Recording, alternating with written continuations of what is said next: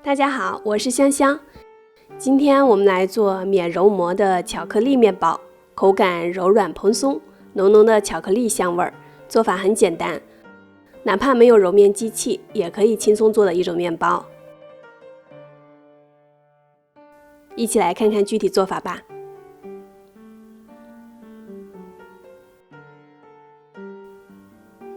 先准备210克牛奶，可以预留15克，根据面团状态再添加，然后加25克糖、7克鲜酵母，或者用3克干酵母粉代替。搅匀之后，准备250克高筋面粉、15克可可粉，过筛到牛奶中。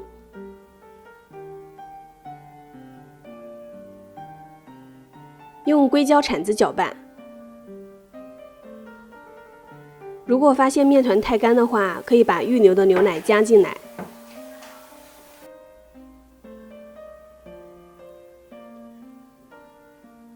基本成团之后，加1克盐，20克融化的黄油，继续搅拌，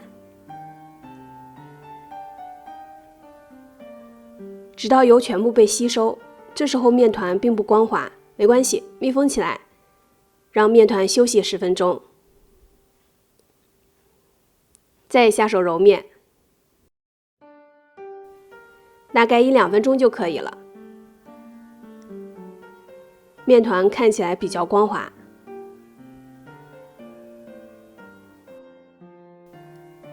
然后密封起来，发酵至2倍大，大概需要1个小时时间。发酵好的面团底部都是密集的孔洞，在揉面板上撒干面粉防粘，把面团倒出来。按压面团，这同时也是帮助面团排气。然后分成9份，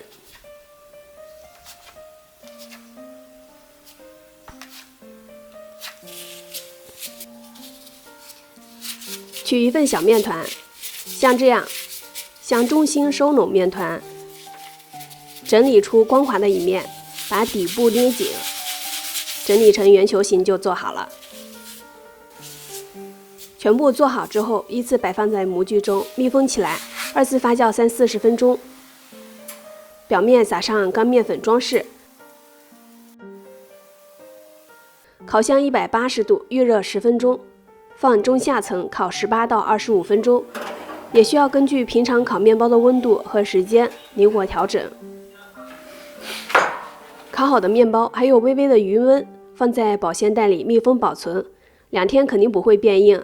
吃的时候也可以再复烤3到5分钟，和刚出炉的一样好吃。我是香香，如果喜欢我的视频就订阅关注我，我们下期再见。